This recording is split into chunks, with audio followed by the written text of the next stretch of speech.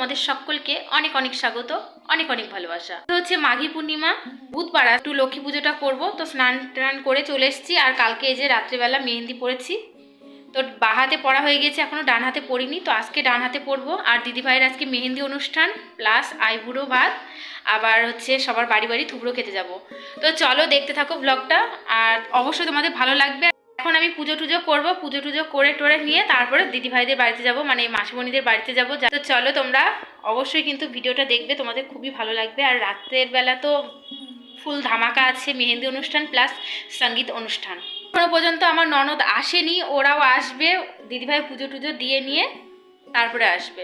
পুজো টুজো করবো, আগে সিঁদুরটা পরে নিই, তারপর পুজো করব। আর মেহেন্দিটা কেমন লাগছে অবশ্যই কিন্তু কমেন্ট করে জানাবে। আমি নিজে নিজে একা একাই পড়েছি। আর এই ফাঁকে সোনার গহনাগুলো সমস্ত কিছু পরে নিয়েছি। শাখা বাঁধানোটা আমার শ্বশুরমশাই দিয়েছিল, পলা বাঁধানো দিয়েছিল নন্দাই, আর এই আংটিটা দিয়েছিল বড়মশাই ফুলসজ্জায়। তো দেখো আমার পুজো টুজো দেওয়া কমপ্লিট হয়ে গিয়েছে। আর এখন যাচ্ছি মাসিমণিদের বাড়িতে খাওয়া দাওয়া করতে। পর্যন্ত মাসিমণিদের বাড়িতে যাইনি, আর মাসিমণি বারবার আসছে, বকা দিচ্ছে। তো এখন গেলে কি বলবে জানি না, তো চলো দেখা যাক কি বলে। আর পরে তোমাদেরকে আমি প্যান্ডেলটা ঘুরিয়ে দেখাবো। আর প্রচণ্ড পরিমাণে খিদে পেয়ে গিয়েছিল, সেই জন্য খেতে চলে এসেছি। আর সকালের খাবারে ছিল লুচি, ঘুগনি আর পায়েস। তো খাওয়া দাওয়া করে নিচে চলে এসেছি, আর দিদিভাই শাখা টাখা পরে চলে এসছে। আর ভীষণ সুন্দর লাগছিল দেখো। আর শুধুমাত্র শাখাটা পড়েছে তাতেই এত সুন্দর লাগছে, আর বলছি বলে দিদিভাই চোখ মুছছে।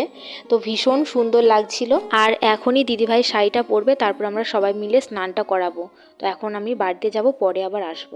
ডান হাতে মেহেন্দি পরাটা হয়নি, তো এখন মেহেন্দিটা পরবো। তারপরে দিদিভাই যখন স্নান করার জন্য ডাক দেবে তখন আবার যাব।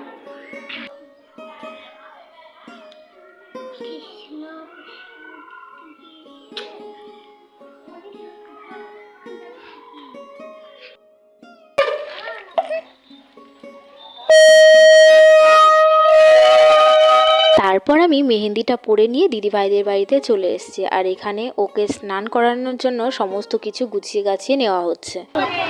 আস্তে আস্তে ঠিকই আছে।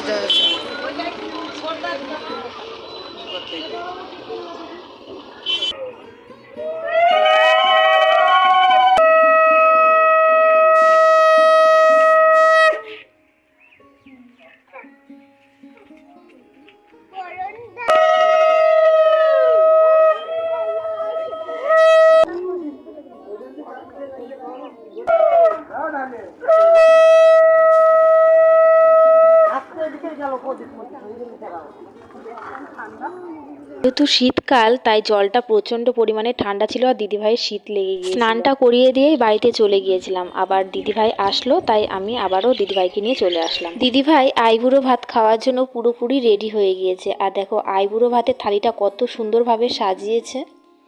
আর এখানে সবাই রেডি হয়ে চলে এসছে। এখন দিদিভাইকে সবাই মিলে আইবুড়ো ভাতের পায়েস খাওয়াবে। আর একটুখানি ছবিটা তুলে নিয়েই দিদিভাই বসে পড়েছে আইবুড়ো ভাত খাওয়ার জন্য। আর অনেক আগে থেকেই ক্যামেরাম্যানরা চলে এসেছিল, আর দিদিভাইয়ের সাথে আমরা সবাই মিলে একটু একটু করে ছবিটা তুলে নিলাম। তারপর দিদিভাই এখানে একটু ইমোশনাল হয়ে পড়েছিল, কান্না করে দিয়েছিল।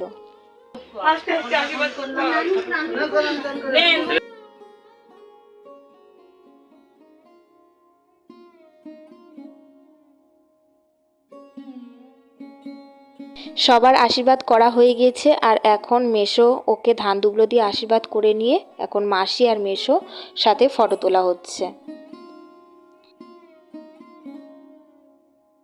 বাড়িতে দিদিভাইয়ের আইবুড়ো ভাত খাওয়ার পরে আমরা সবাই মিলে বিকেল বেলাতে বেরিয়ে পড়েছি থুবড়ো খাওয়ার জন্য। দেখো সবাই যাচ্ছি।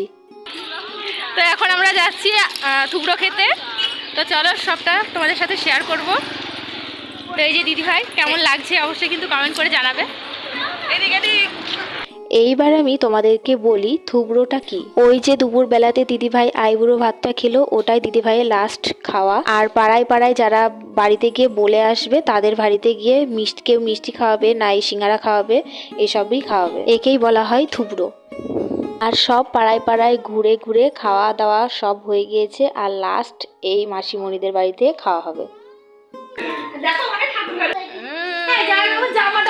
আর দেখো কত সুন্দর রাধা আর গোপু, যেন চোখই ফেরানো যাচ্ছে না।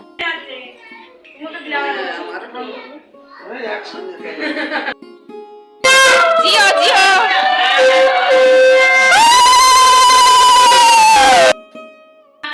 পাড়া ঘুরে টুরে আসলাম আর এখন মেহেন্দির জন্য সাজগুজু করব। তো এই ভিডিওটা এই পর্যন্তই থাকলো, আবার মেহেন্দির ভিডিওটা আবার নেক্সট পার্টে দেখাবো। তো টাটা।